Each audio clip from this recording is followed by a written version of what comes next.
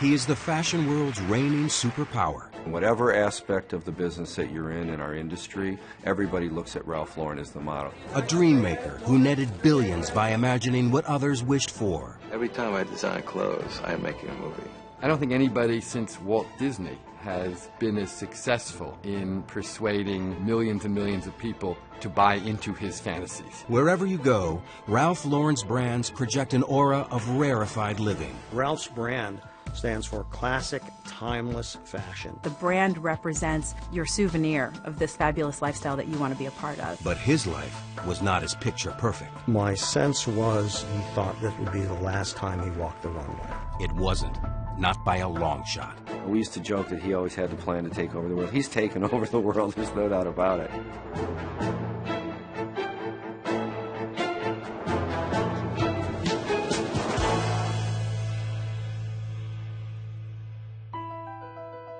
Ralph Lauren is the most famous one-man brand on the planet, a brand that is synonymous with a superior lifestyle. Ralph always knew that he wouldn't win if he didn't take risks. And he's always pushing the envelope. He keeps himself awake at night. He's worried that he's going to fail. He's obsessed. He's brilliant, he's irascible, he's difficult, and he can also be kind and interesting and sweet. He's a huge bundle of contradictions. Lauren insists that the images he creates communicate his story and did not participate in the show.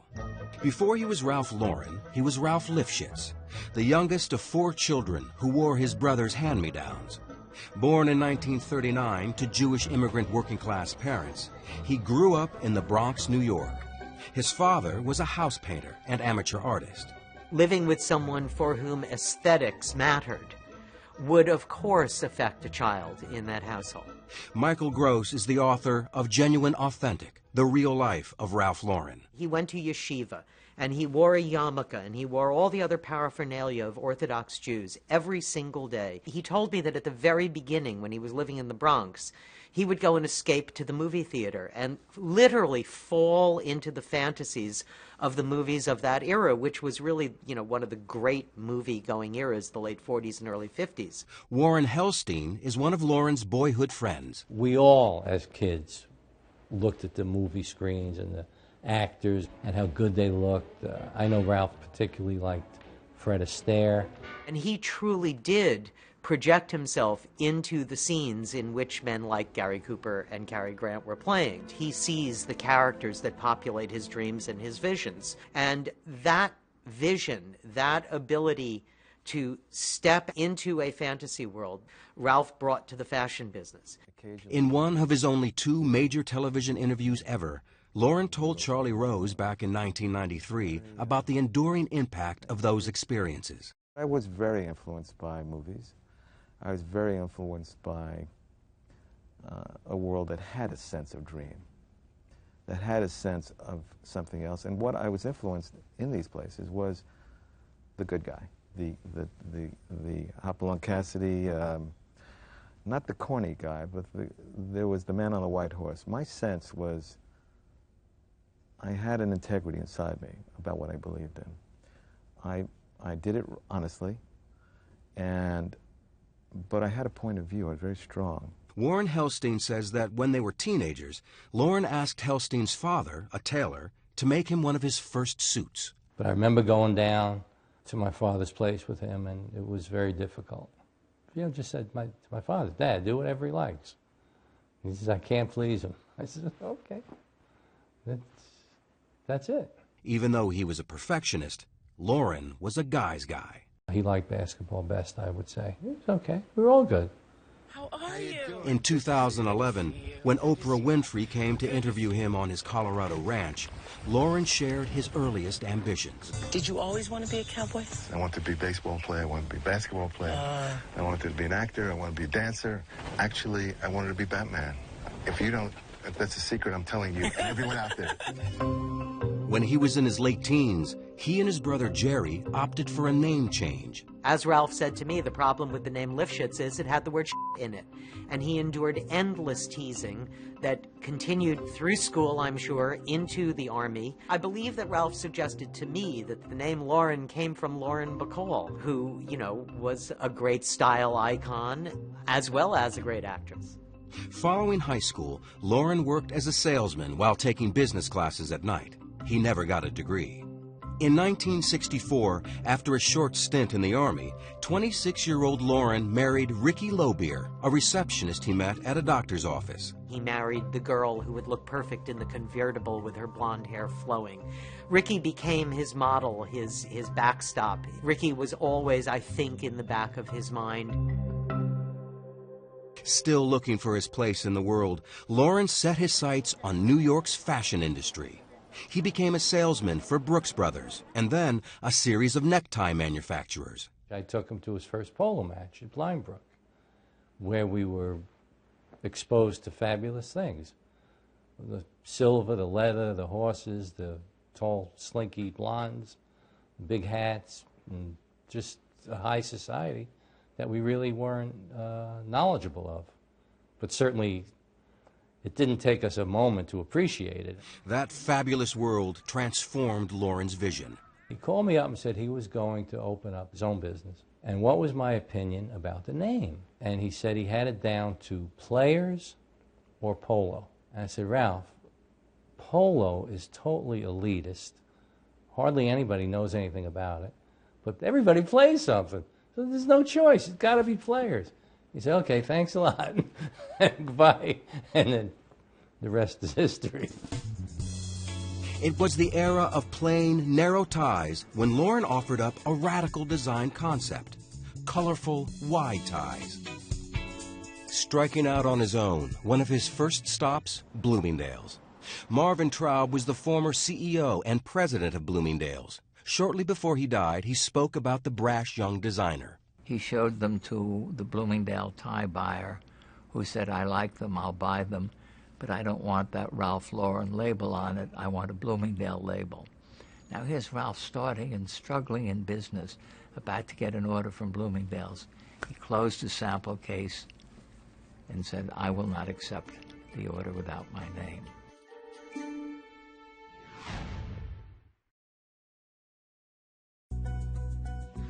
Several months after Ralph Lauren walked away from an offer at Bloomingdale's, the renowned store called him back. I thought the ties were terrific, and if he wanted his name on it, that was fine, because I felt the ties would sell. And they did. Other well-known names in men's clothing also wanted in, including Paul Stewart and Neiman Marcus. Within a year, Lauren sold a whopping $500,000 of ties. The designer had designs on something even bigger, to expand his brand.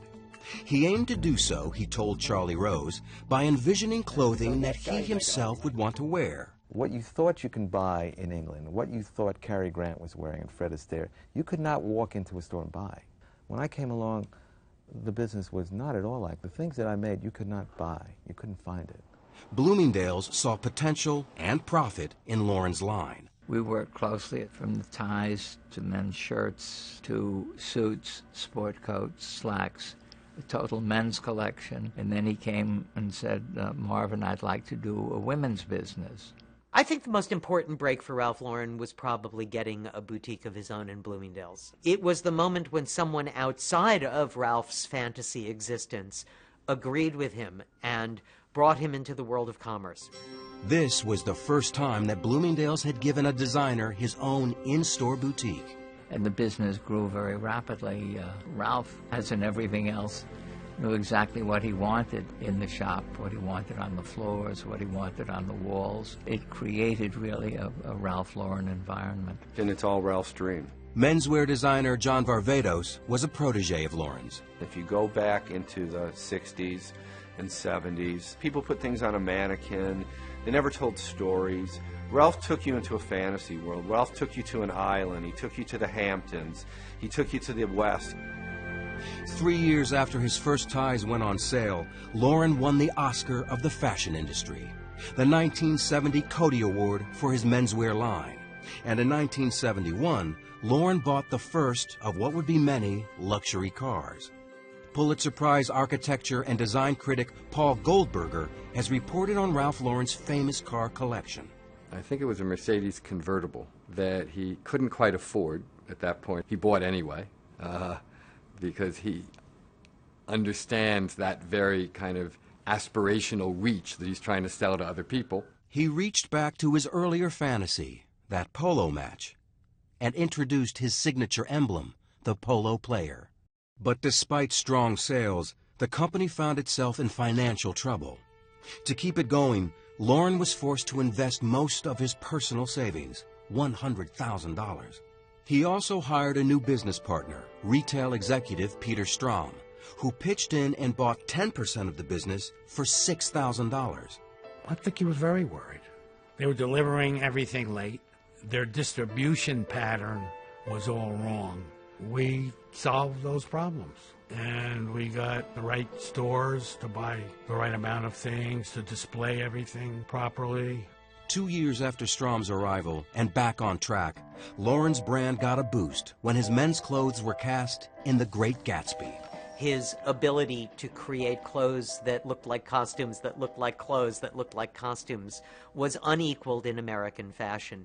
Hi. Hi. But I actually think that the claim that he designed Annie Hall was more important.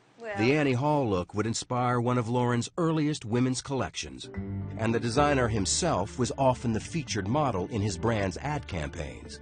Commercial director Jeff Madoff has shot many of Ralph Lauren's fashion shows. He wears this stuff, so he's become the embodiment of what he creates. Like Frank Perdue with his chickens, Ralph in his clothes, there was an authenticity to it.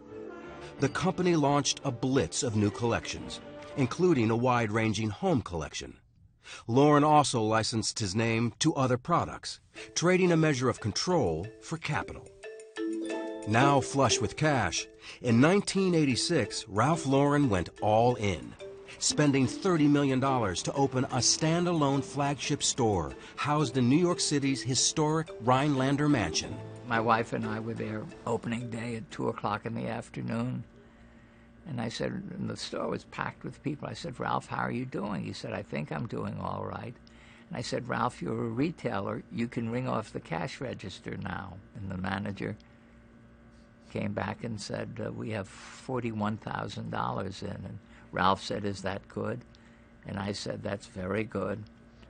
Then I went back to my office, and the phone rings about 5:30, and it's Ralph. Marvin, we have $101,000 in. How is that? And I said it was terrific. This was Ralph learning to be a retailer. I think it told his story to the world. Anybody who came to New York, it's like on the tour guide of New York, You understand Ralph Lauren's message very clearly when you go through there. When you walk by those windows, you get it. As the business continued to grow, Lauren pushed his employees harder than ever. There's a vast team of designers and creative executives. They do the designing. They do just about everything, but they bring it to Ralph, and finally, it's Ralph who decides. And there are actually this amazing thing, little tiny stickers that get put up on idea boards, and they say, RL likes. And in that act, Ralph Lauren takes possession of those clothes, of those designs, and deserves the credit. Ralph pays more attention to detail than anybody I've ever met in my life. And when he is designing and he's looking at the clothes, he'll look and want a lapel ever so much more peaked or ever so much narrower, or he likes the plaid but he wants it to be bigger.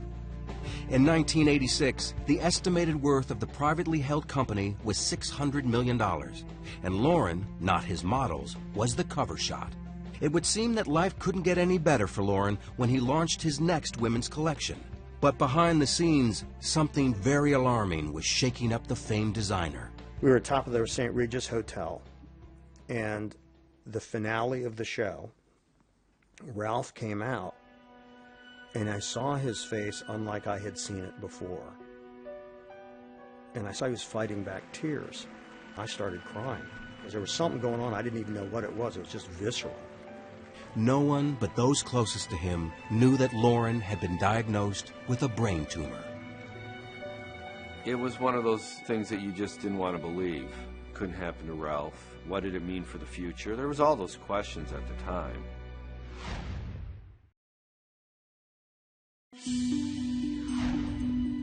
As I was riding home in the taxi, and I heard on the news reports that designer Ralph Lauren was being admitted for emergency brain surgery. Wow.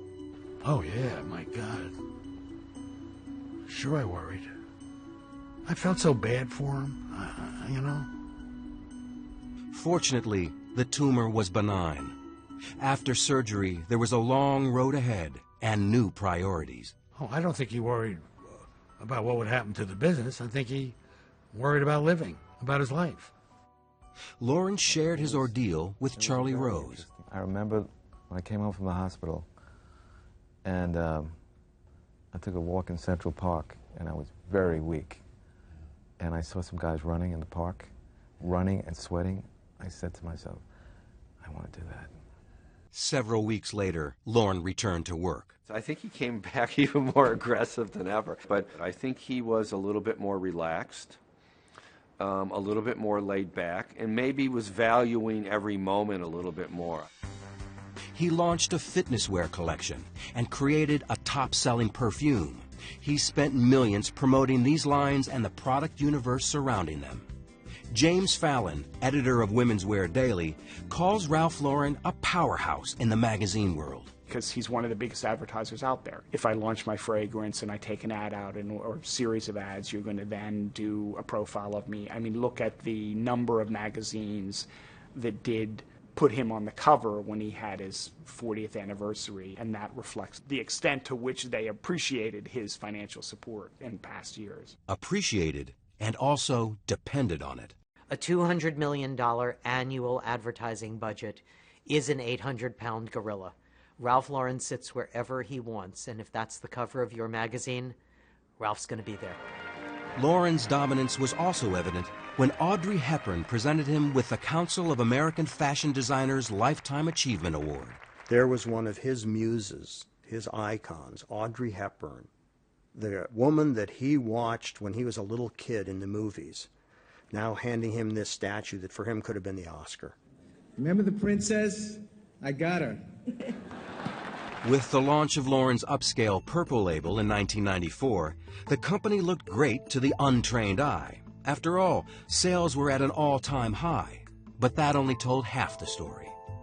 Heatha Prabhakar is a retail business journalist. Like every retailer that has big dreams, it just grew too quickly. There was a lot of capital expended in order to make that brand where he wanted to be. That combined with a very lackluster operations in terms of distribution created really a perfect storm for a company that was almost on the brink of bankruptcy. Lauren needed a lifeline and found it with Goldman Sachs. The investment firm purchased 28% of Polo Ralph Lauren for $135 million. That was surprising to us because we never realized that he had been that close to the, back to the wall financially. And I think that's sort of what led to the Goldman Sachs investment. They're very good about identifying where the growth is and what's going to be a company that's going to have long-term growth. And that's exactly what they saw in Ralph Lauren. And the infusion of cash meant exponential growth, with Polo Ralph Lauren opening new stores and overhauling older ones. By 1997, Ralph Lauren was the top-selling designer in the world. Consumers spent almost $5 billion a year on his products. Goldman Sachs saw greater potential and pressed Lauren to go public. He wasn't so sure. He always had concerns that once it was a public company, he would have less freedom of action, that it was no longer his own brand because he had shareholders and a board to deal with.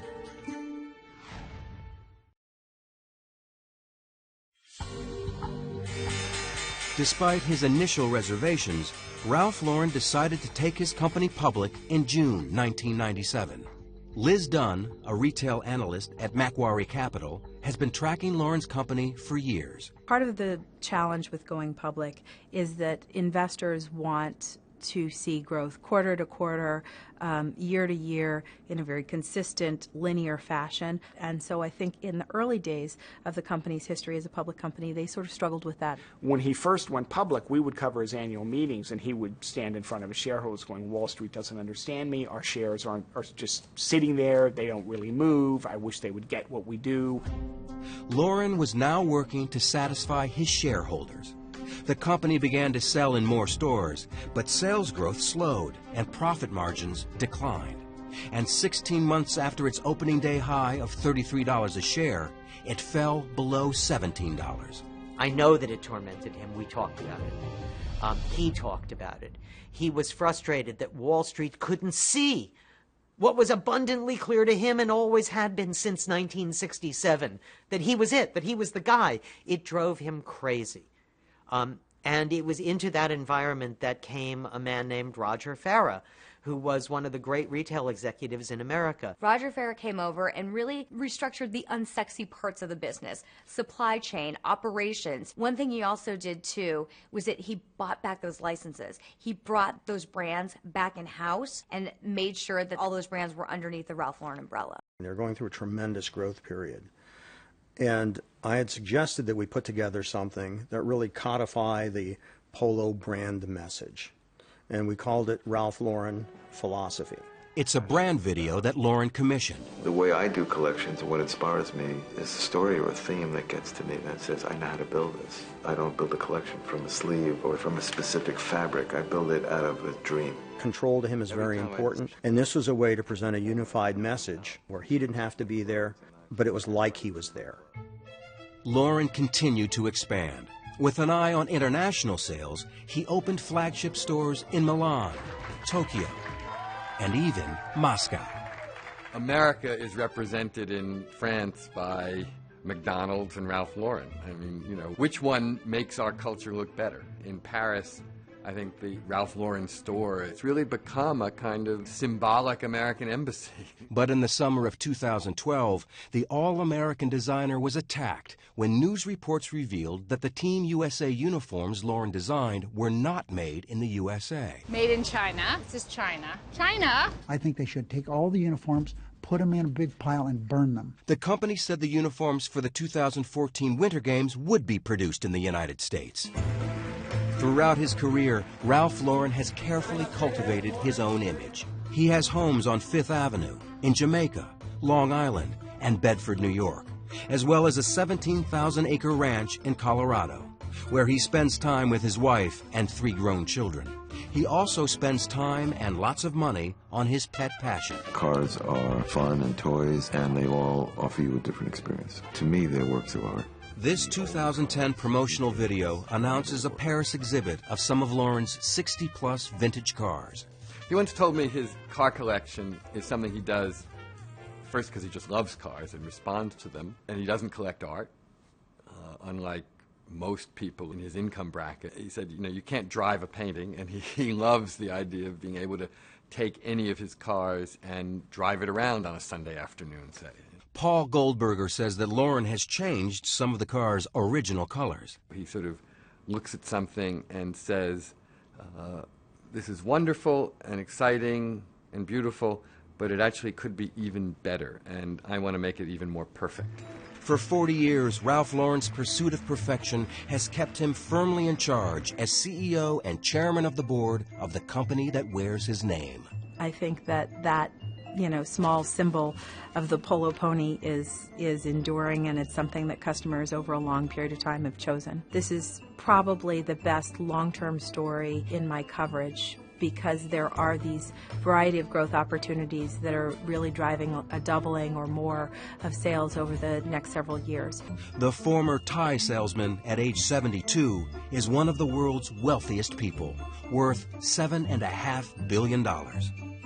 I think that the last piece of Ralph Lifshitz that remains in Ralph Lauren is a kernel of insecurity. And it is the fuel that runs the engine, that runs the person who personifies the brand. Ralph doesn't sit on his laurels for 1 minute. Not for 1 minute. I mean, you can enjoy the moment, but you have to understand that you have to keep things going, and you can't be a one-trick pony. Speaking of ponies.